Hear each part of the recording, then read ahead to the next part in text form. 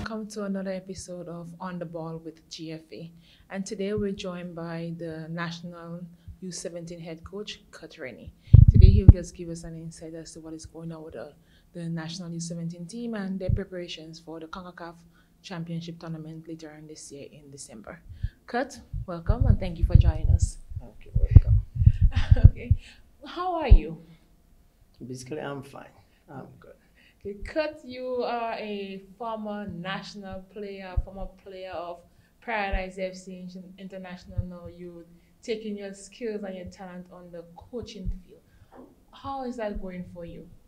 Basically, it's going well, can't complain. It's just that based on the situation in the world, you just have to adjust to the situation and just do what you gotta do, That is true.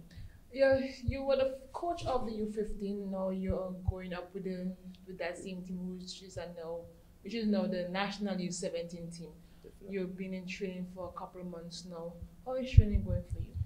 Basically, training is going good so far, it's just that certain protocols we have to obey by, but all in all, the training is progressing pretty nice, and we're just getting ready to take part in tournament soon come.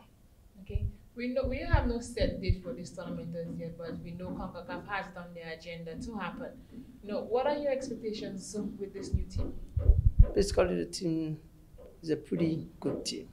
Young, vibrant players who are destined to be good players. I am expecting high expectation from them. They are pretty okay. They listen well. They try to execute to the best of their ability, and I'm very proud of them.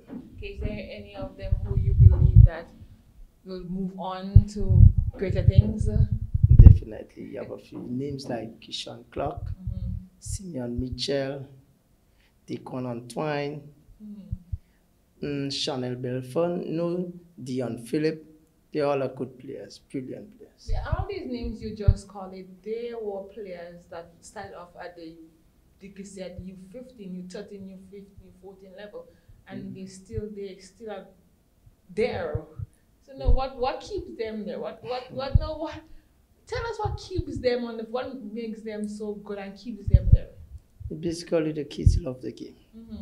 The love for the game is the key. But then they have been inspired by the coaches, myself, Coach Bubbles, the manager. We all gel ourselves and put ourselves as a family and keep the kids close to us and try to impact as much knowledge towards the game to them.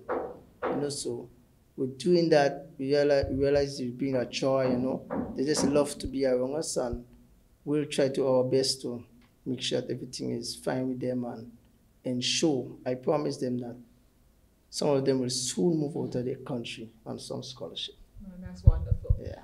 Besides just coming to training, do they take part in any practice games or anything like that? Definitely. Presently, we played a practice game. Last week. Yeah, we played a practice game last week with the national under 23 team.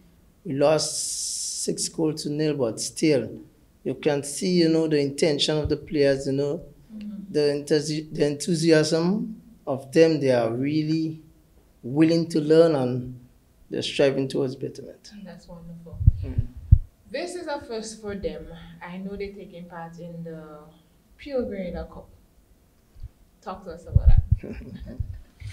Yeah, basically it's a learning experience, It's a learning experience where we'll test the mental part of them, how they can cope with pressure, which will be a very good showcase for them for we stepping out to the Concacaf tournament. We'll test them physically, mentally, and see how they cope with it and work from there. Okay. Some of them are basically still in school. They Form 5 students, or how do they balance off the academics and the sports? That is something that is in the making.